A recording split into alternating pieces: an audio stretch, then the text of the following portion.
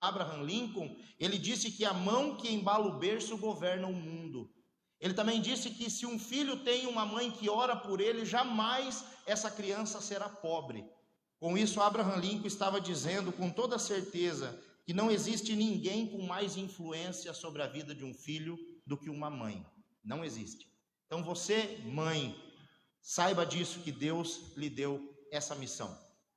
Aproveitando a ocasião de ser Dia das Mães, eu quero conversar um pouquinho com vocês sobre a história de uma mulher que pouco aparece o nome dela na Bíblia.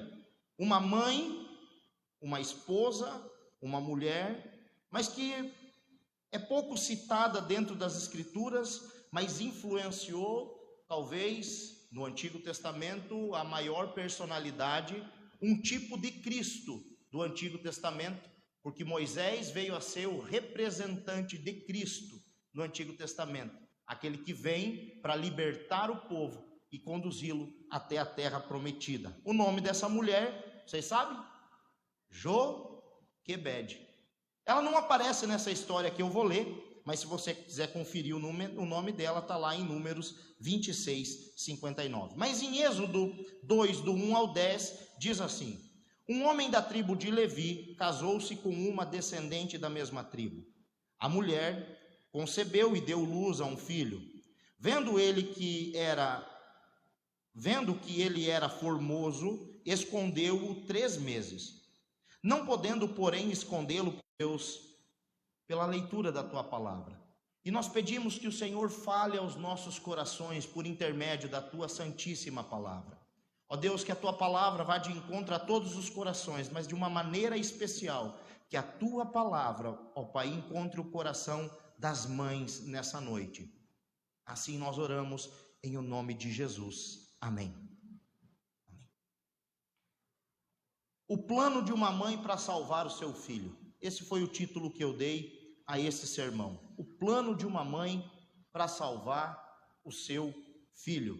Conforme nós vimos, estamos aí comemorando o Dia das Mães. E o contexto desse episódio que lemos, ele acontece dentro de um momento muito tenso, de muito sangue e de muita perseguição. José foi vendido por seus irmãos como escravo para o Egito. Trouxe posteriormente toda a sua família, que foi muito bem acolhida no Egito. Passaram-se muitos anos, José e toda a sua descendência morreram no Egito, e levantou-se tempos depois um outro faraó que não conheceu José, nem seus feitos, e viu que os hebreus tinham se tornado um povo muito forte. Esse faraó então temeu, e surgiu na cabeça dele a ideia de escravizar aquela nação que estava dentro do Egito. E ele então passou a colocar feitores cruéis sobre aqueles homens e mulheres e exigir deles uma produção enorme de tijolos. Quanto mais eles reclamavam, as coisas mais difíceis iam ficando.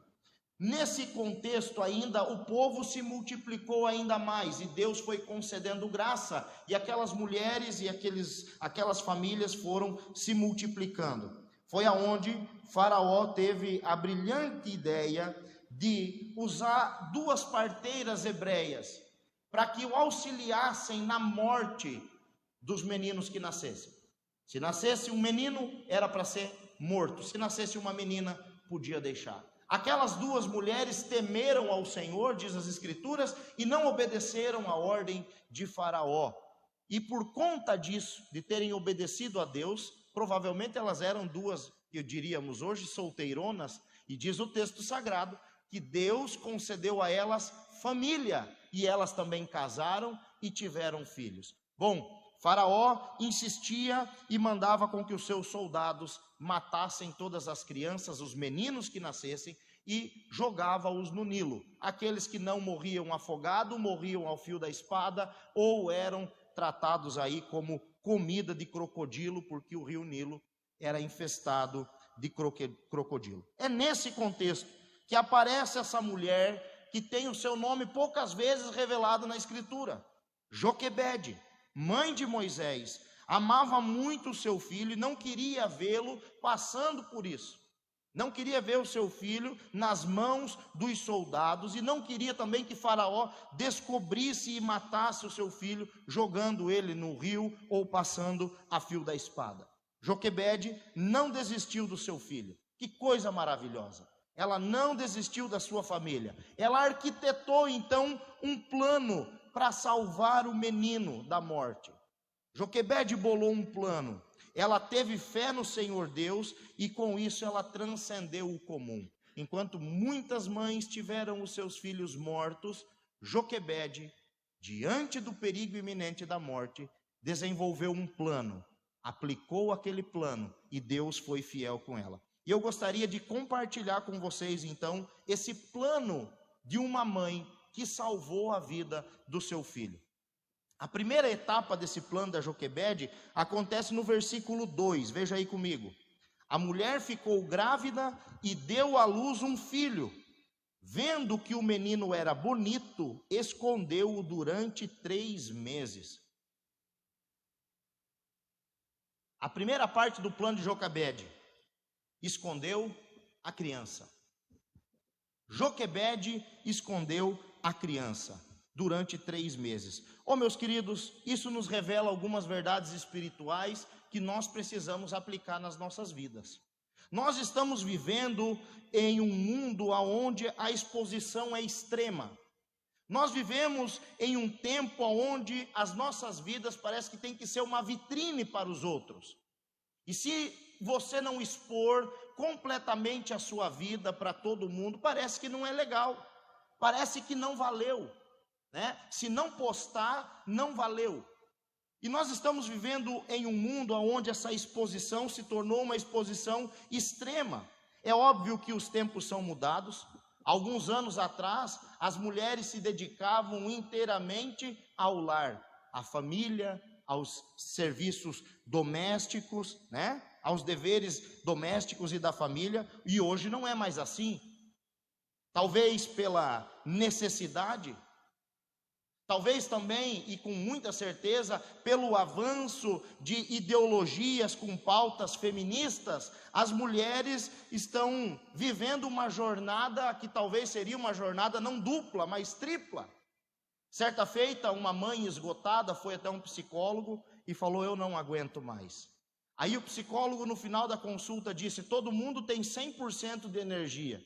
E eu percebi que você dedica 50% ao seu marido, 50% à sua casa, 50% aos seus filhos e 50% no seu trabalho. É óbvio que você está esgotada, porque você está fazendo muito além do que você pode conseguir fazer. Nesse sistema que nós vivemos de opressão, as mulheres estão vivendo sobrecarregadas. Os homens dentro de casa muitas vezes não estão colaborando. E quando nós olhamos para as escrituras, nós vemos que a escritura diz que o pai deve ensinar a criança o caminho que deve andar. E nós gostamos de jogar ainda essa responsabilidade para quem? Para a mãe. Eu compro material de escola, você vai no colégio para ver como é que está o filho. Eu não participo de nada. E não é assim, por conta disso as mulheres estão sobrecarregadas. Quando nós olhamos para esse sistema, nós vemos que por competência própria, as mulheres alcançaram os mais variados cargos entre as frentes que existem aí no mundo. Nós tivemos exemplo no Brasil e mundo afora de mulheres na presidência da República e também dentro de salas de aula. Nós temos mulheres juízas de direito e temos mulheres trabalhando na construção civil. Não há limite. Aonde elas querem estar, elas estão e elas chegam, e a competência elas têm. Fato é que as mulheres já provaram que têm muita competência para ocuparem esses cargos das mais até o último dia da sua vida. Ninguém mais influenciou a igreja nos bastidores do que essa mãe por excelência. John Wesley disse da sua mãe, Susana Wesley: eu aprendi mais sobre o cristianismo com a minha mãe do que com todos os teólogos da Inglaterra. Veja a importância de ter uma mãe que esconde, que guarda, que blinda o seu filho. Mães, vocês precisam esconder os seus filhos. E o que isso significa?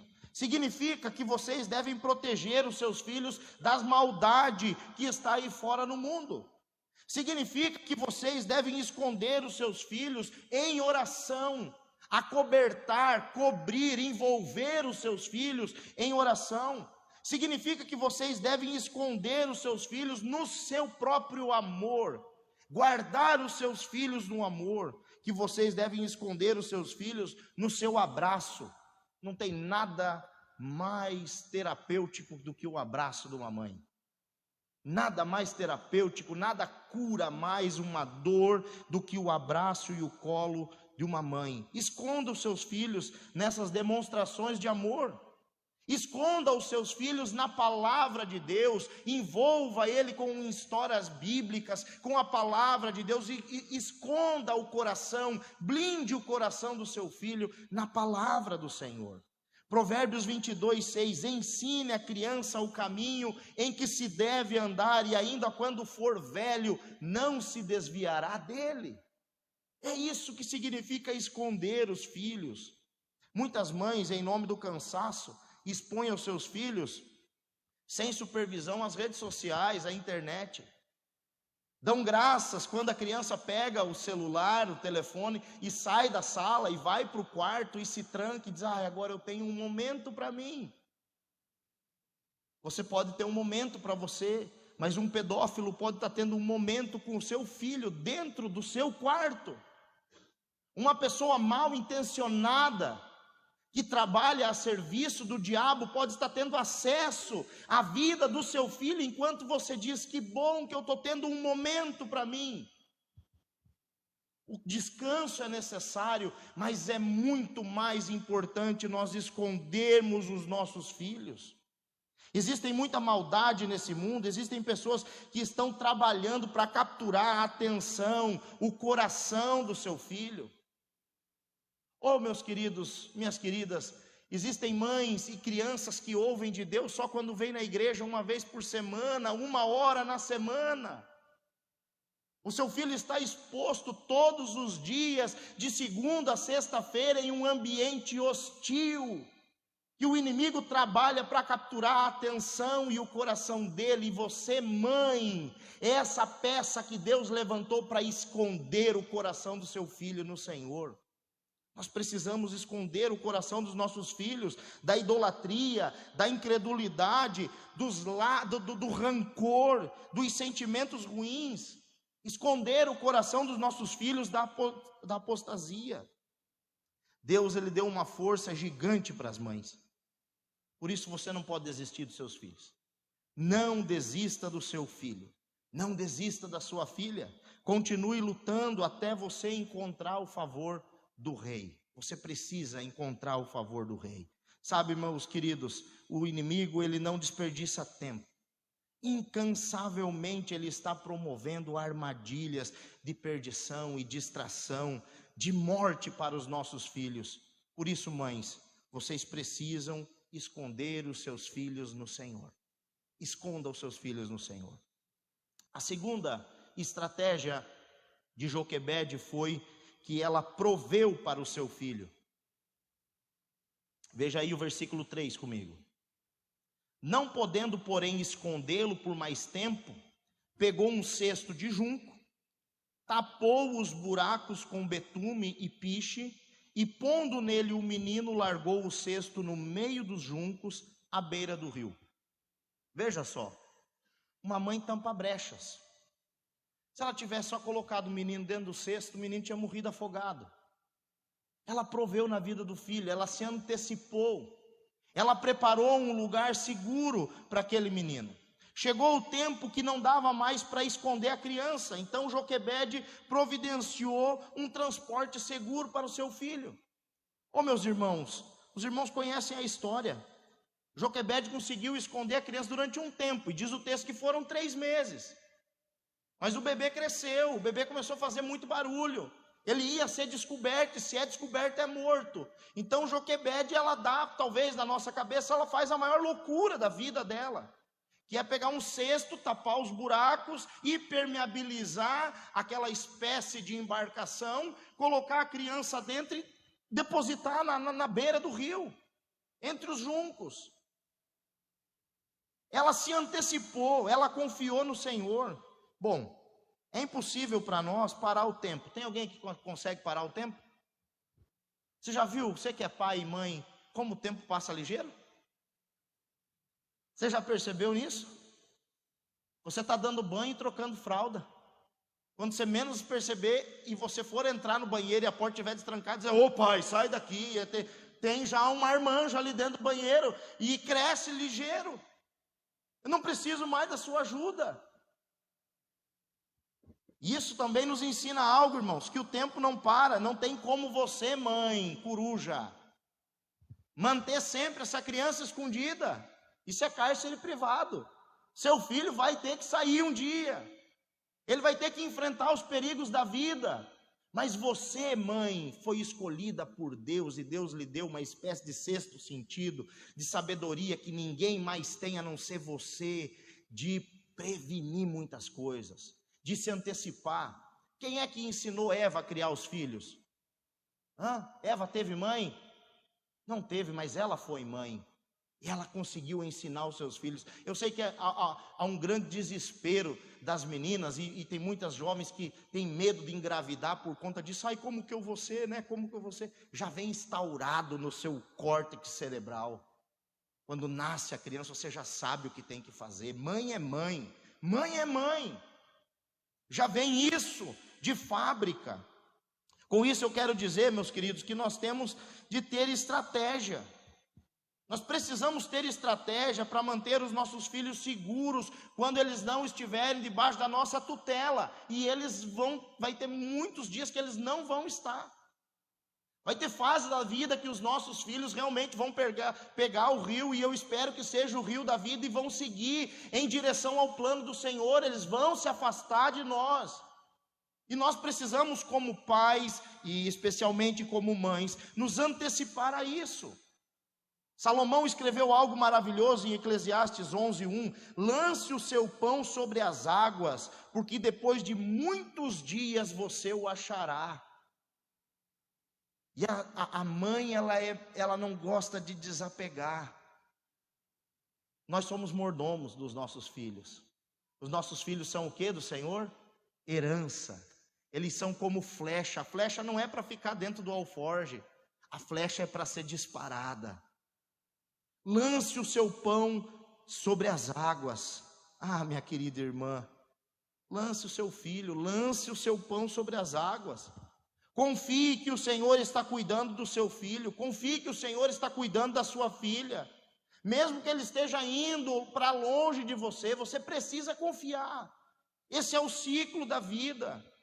Mesmo que ele esteja casando, mãe, ele está casando, ou ele é casado, agora ele tem uma família, agora ele tem uma esposa. Você não deixou de ser mãe, mas ele agora tem uma esposa. Mesmo que o seu filho esteja indo morar em outra cidade, ou que você esteja sentindo que o seu filho está indo embora da sua vida, confie que o Senhor tem um plano maravilhoso para a vida dele. Se antecipe e prepare isso. Você precisa confiar no Senhor. Pela fé, creia que o Senhor está no controle dessa situação. Ele está no controle. Meus queridos, para muitas crianças o rio Nilo foi o seu fim, foi o cemitério.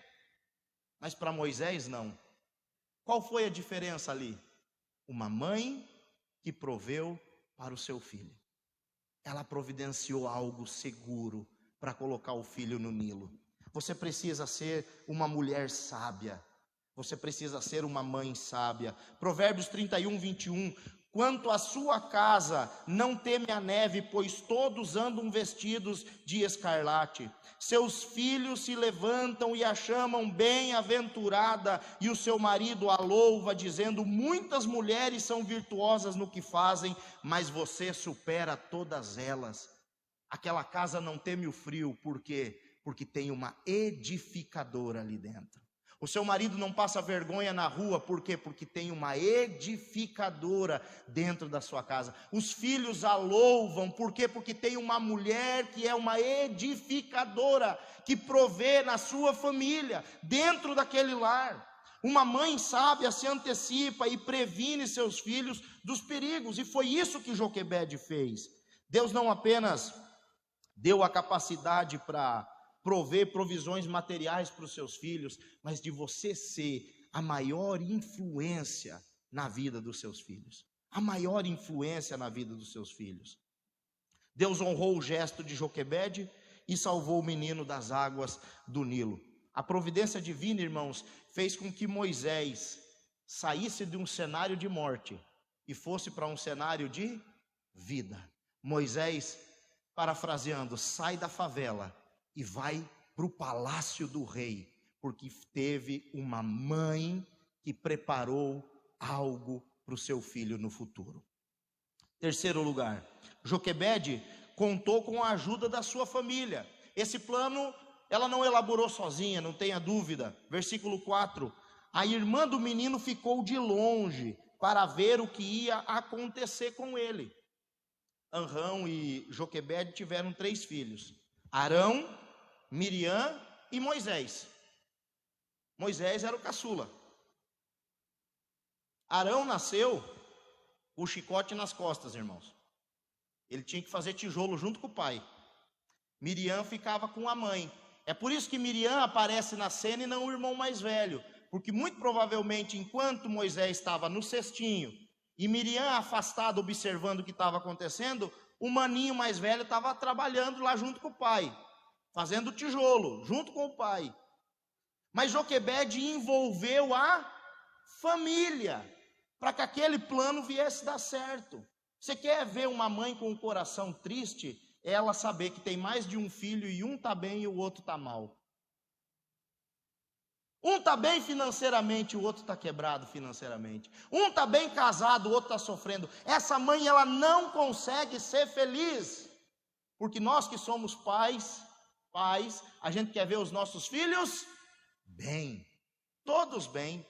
E ela então chamou a sua filha e disse, olha Miriam, eu conto contigo. Para que esse plano dê certo, para que o nosso menino, para que Moisés não morra, eu conto com você, que é a irmã mais velha.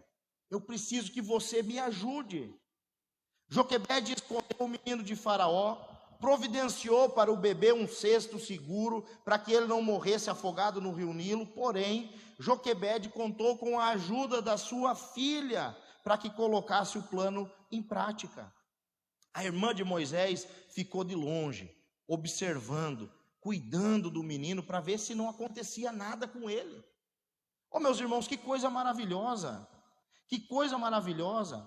É por isso que uma mãe, um pai, ele precisa ter muita sabedoria, a mãe precisa ter muita sabedoria. Vocês devem, mães, criar os seus filhos para eles serem amigos, serem irmãos e não inimigos. Nós falávamos um pouco disso na quarta-feira. Não provoqueis a ira dos vossos filhos, está lá em Efésios capítulo 6, versículo 4. E existem muitos pais que criam mais de um filho com favoritismo. Escolhe amar um e despreza os outros. Como no caso da família patriarcal, Gênesis 25, versículo 28. Isaac amava Esaú, porque saboreava de sua caça. Rebeca, porém, amava Jacó. Tinha um menininho do papai e um menininho da mamãe dentro de casa. E isso é algo maligno, não pode acontecer numa família. Você já pensou se Miriam tivesse alguma queixa contra Moisés? Falasse, agora eu quero ver que o crocodilo coma ele mesmo, eu não estou nem aí. Eu vou virar o cesto. Mas não. Uma mãe tem que amar os filhos da mesma maneira. Você tem o direito, mãe, de exigir o mesmo empenho dos seus filhos, mas você não pode exigir o mesmo desempenho, porque mais de um filho nunca vai ser um igual ao outro. Mas o amor e o empenho tem que ser depositado da mesma maneira. A estratégia de Faraó era de matar todos aqueles meninos nascidos. Assim continua sendo a estratégia do diabo, destruir as famílias. Essa é a estratégia do diabo. Joquebede conseguiu livrar o seu filho da morte, por quê? Porque ela envolveu a família. Ô meus queridos, toda a sua família já serve ao Senhor? Não? Então se reúnam aqueles que servem e comecem a orar para aquele que ainda não serve. Está todo mundo bem na sua família? Não. Tem um que não está legal? Se reúnam aqueles que estão bem e comecem a cuidar daquele que ainda não está bem. A família precisa se unir. Os nossos inimigos não são os nossos irmãos.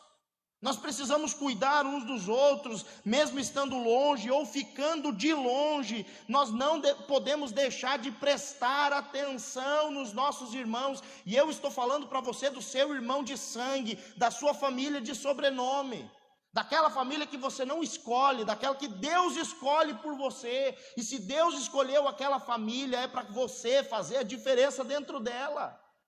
Faça a diferença. Cuide, proteja.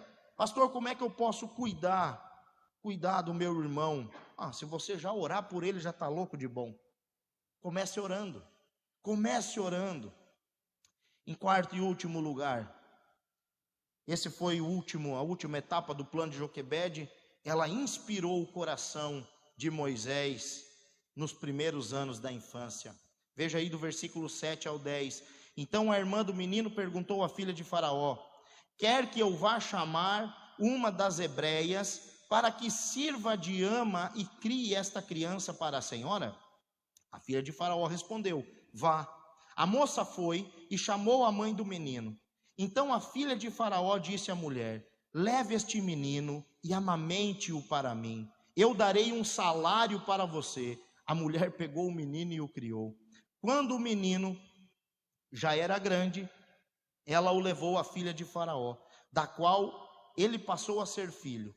Esta lhe deu o nome Moisés e disse: porque das águas o tirei. Ela teve o menino e agora ela estava sendo paga para ser a mãe do próprio filho. Que coisa maravilhosa. Que coisa maravilhosa.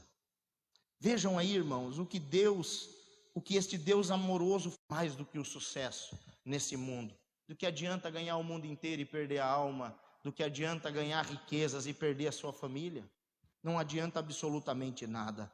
Mães que deem o melhor do seu tempo para inculcar na cabeça dos filhos aquelas verdades espirituais que ajudarão a criança quando tiver mais idade. E você, minha irmã, você está falando do amor de Deus para o seu filho? Você está sendo essa pessoa que influencia o seu filho? Timóteo, aliás, Paulo, quando quis animar Timóteo, ele falou: lembra da tua fé não fingida, que você herdou da sua avó Lóide e da sua mãe Eunice. São 3 gerações ali em um versículo. Uma fé não fingida de uma avó que passou para uma filha, que passou para um neto. Você pode não ter diploma, mas você é a pessoa mais influente na vida. Ensina hinos de louvor para o seu filho, para a sua filha. Você disciplina o seu filho, a sua filha, como o Senhor nos ensina na sua palavra. Porque essa é a nossa missão. Essa é a sua missão como mãe. Qual é a conclusão disso? Em primeiro lugar, você, mãe, é desafiada a andar com Deus. Ninguém pode ensinar aquilo que não aprendeu. Ninguém pode ensinar aquilo que não sabe. Você é desafiada, assim como Joquebede foi, a se entregar totalmente ao Senhor e confiar no Senhor. Para que os seus filhos andem na palavra, você precisa andar na palavra. Em segundo, assim como o Faraó tinha planos para matar aquelas crianças, Satanás ainda tem planos para destruir as famílias. Satanás tem planos e nós precisamos lutar para proteger os nossos filhos. Em terceiro, você, mãe, foi levantada por Deus para proteger os seus filhos. Não existe missão maior, não existe missão mais honrosa, nem missão mais sublime do que essa, a de proteger os seus filhos. E como é que você protege o seu filho? Com amor. Você consegue proteger o seu filho com amor. Esconder o seu filho no seu amor. Assim como a galinha faz com os pintinhos, você também, mãe, pode envolver o seu filho, a sua família, em amor. Mas você também pode envolvê-los com as suas mãos. Você é capaz de preparar providências necessárias para os seus filhos. Encontros aonde eles possam se reconciliar. Não seja você um agente de divisão, mas seja você aquela pessoa que une a família. Você pode influenciar os seus filhos com a sua sabedoria, porque você é capaz de ensinar coisas profundas, conhecimentos profundos. Mais do que isso, com a sua fé. Meus irmãos, nós somos espelhos, o espelho reflete. Nós somos exemplo dos nossos filhos aprendem não com as nossas palavras, mas com as nossas atitudes. E em último lugar,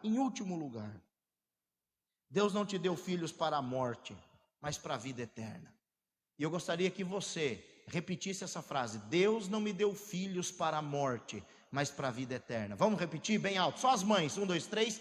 Deus, filhos para a morte, mas para a vida eterna. Mais uma vez: Deus não me deu filhos para a morte, mas para a vida eterna. Amém. Aí você pode dizer: pastor, mas meu filho já é velho.